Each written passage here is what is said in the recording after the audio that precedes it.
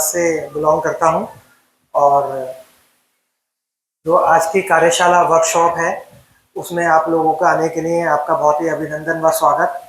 और सबसे पहले मैं आदरणीय रजत सिंघल सर को बहुत आई एम थैंकफुल कि सर ने ये आप लोगों के लिए अपॉर्चुनिटी प्रोवाइड की। बहुत कम ऐसी एक्सपोर्ट यूनिट्स होती हैं जो अपने वर्कर्स के लिए कुछ इस तरीके की कार्यशाला आयोजन करने के लिए समय देते हैं जिससे उनके वर्कर्स का कुछ डेवलपमेंट हो सके, वो कुछ नई चीज़ें सीख सकें। तो उसके लिए sir thank you very much. और आप लोगों को भी धन्यवाद कि आपने अपना कीमती समय अपने काम से निकाला और आज 45 मिनट से 1 घंटे की कार्यशाला में भाग लिया।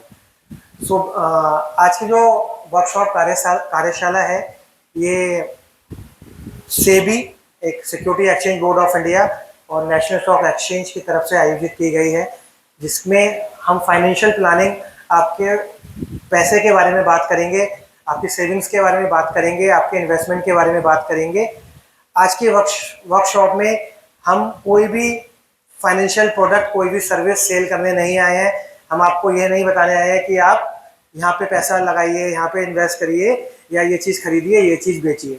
आज की वर्कशॉप कार्यशाला सिर्फ आपकी नॉलेज के लिए, आपकी सेविंग्स के लिए, आप जो कमाते हैं उसको कैसे सेव कर सकते हैं, उसको अपने सेव करे हुए पैसे को कैसे आगे बढ़ा सकते हैं, उसके बारे में आज हम डिस्कस करेंगे। और मैं चाहूँगा कि आप लोगों के मन में जो भी कोई क्वेश्चंस हो, जो भी कोई प्रश्न हो, वो वर्कशॉप के बाद आप पूछें मेरे से। राइट। सो प्रथम फर्स्ट लेवल की कार्यशाला है, introduction to financial planning. Financial planning means कि आप जो फाइनेंस पैसा है उसको आप कैसे प्लान करते हैं। आप लोग जैसे यहाँ पे काम करते हैं तो सभी प्लानिंग से करते हैं। आप लोगों की एक टाइमिंग है, आप जिस डिपार्टमेंट में काम करते हैं सब एक प्लानिंग से होता है। तो क्या आप अपने पैसों का प्लानिंग करते हैं? आज हम ये सीखेंगे अपने पैसों की प्लानिंग कैसे करें। मनी, पैसा। सो एक पुरानी कहावत है, money does not buy happiness. पैसे से खुशी खरीदी नहीं जाती। ये हमने बहुत सुनते हुए आए हैं कि पैसे से खुशी नहीं खरीद सकते, लेकिन money by choices is want you want with the choice that you make you happy. हम पैसे से वो छोटी छोटी चीजें खरीद सकते हैं जो हमको खुशी प्रोवाइड करती है। ये बात तो ठीक है कि पैसे से खुशी नहीं खरीदी जा सकती, लेकिन उस पैसे से हम वो चीजें जरूर खरीद लेंगे जो हमको खुशी प्रोवाइड करती है। सही है या नहीं? क्योंकि पैसा सबसे इंपॉर्टेंट है। आप लोग यहाँ पे काम करते हैं, आप यहाँ पे अलग अलग डिपार्टमेंट में काम करते हैं, तो आपको यहाँ सैलरी मिलती है, आपको यहाँ वेजेस मिलती हैं, तो वो एक पैसे के रूप में मिलती है। पैसा मिलता है, यस और नो? राइट।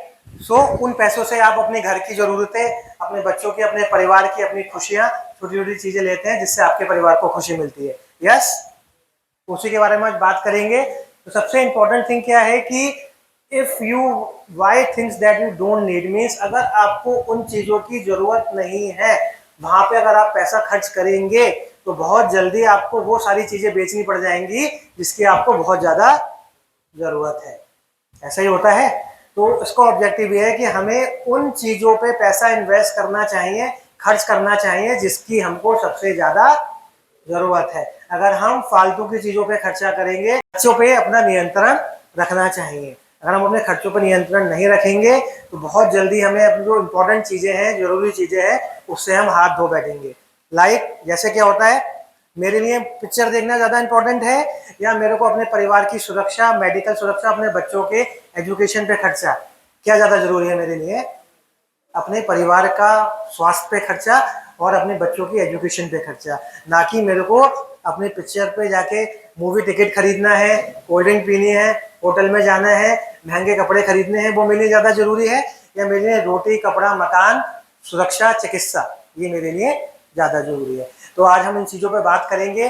सुरक्षा, चिकित्सा, ये सबसे ज्यादा इंपॉर्टेंट है, क्योंकि अगर आप जिंदगी भर भी काम करेंगे और अपना पैसा बचाएंगे और खुदा ना खास्ता कभी कुछ ऐसा टाइम आ गया कि आपको मेडिकल इमरजेंसी की नीड पड़ गई, आपको हॉस्पिटल में जाके एडमिट होना पड़ गया, तो आपकी जिंदगी भर की कमाई खत्म, क्योंकि मेडिकल एक्सपेंसेस बहुत ज्यादा महंगे होते जा रहे हैं।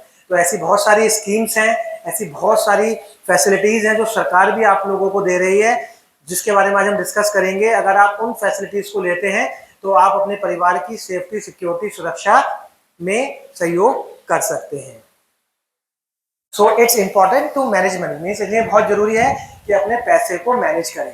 सर नॉर्मली क्या होता था, जब हम एक्सपोर्ट यूनिट्स में बात करी तो लोग कहते हैं कि हमारे यहाँ जो वर्कर्स हैं या एम्प्लॉइज हैं उनकी सैलरी इतनी नहीं है, वो सेविंग्स क्या करेंगे। शायद आप लोगों के मन में भी ये क्वेश्चन आ रहा होगा कि मेरी सैलरी तो इतनी है नहीं, तो मैं पैसे कहाँ से सेव करूँ। यस और नो, कि मुझे 10,000 रुपये मिलते हैं या मुझे 20,000 रुपये मिलते हैं या 25,000 रुपये मिलते हैं, तो मेरे खर्चे ही पूरे नहीं होते, ऐसा ही है, मैं सेविंग्स कहाँ से करूँगा। लेकिन ये धारणा गलत है। अगर मेरे को 5,000 रुपये भी मिलते हैं या 10,000 रुपये महीना मिलता है, तो मेरे को सिद्धांत बनाना चाहिए कि मेरे को उसमें से सेविंग्स करनी है।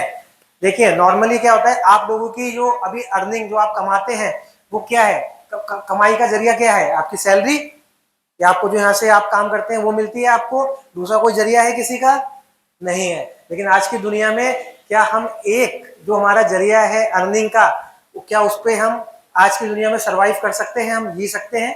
आपको कमी लगती होगी ना। दूसरा तरीका क्या है, दूसरा तरीका तो कुछ भी नहीं है। तो दूसरा तरीका यह है कि अपने पैसों को मैनेज करें, उन सैलरी में से कुछ बचत करें और उस बचत को आगे इस तरीके से प्लानिंग करें कि वो बचत जो है वो आपकी दूसरी इनकम बन के आपके साथ खड़ी हो। आपका बचाया हुआ पैसा आपकी जरूरत के टाइम पे काम आए, और जो पैसा आप बचा रहे हैं वो धीरे धीरे धीरे धीरे वो पैसा आपका बढ़ता रहे। तो क्या होगा, एक तरफ तो आप सैलरी कमा रहे हैं, दूसरी तरफ जो आप बचत कर रहे हैं वो बचत धीरे धीरे धीरे आगे आपकी बढ़ती जा रही है। तो आपकी दो तरीके की इनकम हो गई, एक सैलरी की इनकम और एक आपकी बचत के साथ जो आप अपने बचत को जमा कर रहे हैं वो आपको अच्छा रिटर्न दे रही है, वो अच्छा आपको आपके पैसे को बढ़ा रही है।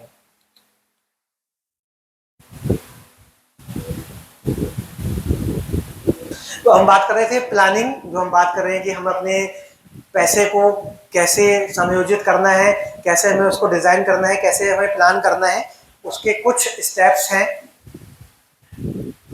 क्वेश्चन ये आता है कि वो सब ठीक है, सैलरी भी आ गई, लेकिन करें कैसे। सो गोल्स क्या होते हैं, गोल्स होते हैं आपकी जरूरतें। गोल्स हर एक इंसान के अलग अलग होते हैं, हर एक इंसान के गोल्स का टाइमिंग अलग अलग होता है। हम अपने गोल्स के अकॉर्डिंग, अपने टाइमिंग के अकॉर्डिंग उस चीज को समायोजित करते हैं। फॉर एग्जाम्पल क्या होता है, अगर आपका गोल है, तीन तरह के गोल होते हैं, बहुत ही सूक्ष्म अवधि के, एक मीडियम टर्म अवधि के और एक लॉन्ग अवधि के। लॉन्ग अवधि का गोल क्या होता है, आज अगर मैं पैसा कमाना शुरू कर रहा हूँ, जैसे बहुत सारे यंग वर्कर्स भी हैं जिनकी शायद शादी भी नहीं हुई होगी अभी, तो मेरा लॉन्ग टर्म गोल 20 साल का क्या होगा, या फिर जो अभी जिनके हाल फिलहाल में शादी हुई है तो उनका लॉन्ग टर्म गोल क्या होता है, 20 साल के बाद मुझे अपने बच्चों की शादी करनी है। तो मेरा ये गोल क्या हो गया, ये लॉन्ग अवधि के लिए गोल हो गया। ठीक है, कुछ लोगों का गोल क्या है कि मुझे एक अपना मकान बनाना है। ठीक है, मुझे मकान बनाना है, तो मकान बनाने का गोल क्या होगा, एकदम से तो बन नहीं जाएगा मकान, तो ये आप 5 साल बाद या 10 साल बाद उस अपने मकान को बनाने की सोचेंगे, बनाएंगे, लेकिन उसके लिए जो प्लानिंग है वो आप आज से ही करेंगे। तो सूक्ष्म अवधि के गोल होते हैं, वो क्या हुआ, आपको मोटरसाइकिल खरीदनी है, या आपको अपने घर के लिए टीवी खरीदना है, फ्रिज खरीदना है, एसी खरीदना है, वो मेरा कौन सा गोल हो गया, वो मेरा सूक्ष्म अवधि का गोल हो गया। तो ये मुझे पता होना चाहिए कि मेरा गोल क्या है, राइट। सो 20 साल का है, 10 साल का है या 1 साल का है। अगर मेरे को मोबाइल खरीदना है, और आजकल तो मोबाइल भी 1 लाख रुपए के आ रहे हैं, आईफोन खरीदना है, ठीक है, तो 1 लाख रुपए तो मैं एकदम से खर्च कर नहीं सकता। तो मैं 1 लाख रुपए कैसे जमा करूं अपनी आने वाली सैलरी में से, इनकम में से, कि ताकि मैं अपने गोल को पूरा कर सकूं। मेरे को अपने बच्चों को एजुकेशन के लिए अच्छे कॉलेज में एडमिशन कराना है, अच्छे स्कूल में भेजना है, तो क्या एकदम से फीस आप अरेंज करेंगे, नहीं कर पाएंगे। वो फीस अरेंज आपको आज से ही प्लान करनी है, और आज से ही प्लानिंग करके आपको ये डिसाइड करना है कि मुझे अपने बच्चों को कौन से स्कूल में भेजना है, उस स्कूल की फीस कितनी है, उसमें आने वाले टाइम में कितना खर्चा होगा।